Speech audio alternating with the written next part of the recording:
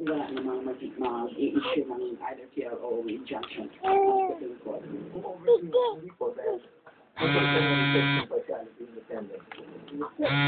Give him a little bit more, Mariel. Hanggang 3 bagyo, inaasang papasok sa Pilipinas ngayong buwan ng Agosto. Pero sa pag-asa, hindi pa ito hudya ng pagpasok ng La Nina. Saksi si James Velasquez.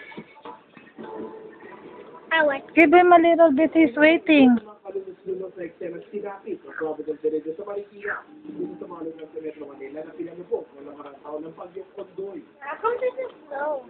Si mga kulinaryo, 47 taon na raw na ninirahan ang Providence. Huh? Pero sa kamayang Bagyong Ondoy na napakihan ang ganoon sa tinding pagbaha. Sa pag-akit ng tubig niya dyan sa ikalawang palapag ng kanyang bahay. Alos na lang 10 milyong pisong halaga raw. Ang pinsalang Aljo is coming, ha?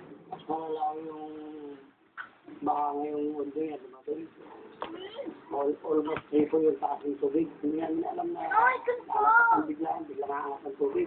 Kaya naman tuwing umulan, hindi maiwasang kabahan yung mga kulinaryo.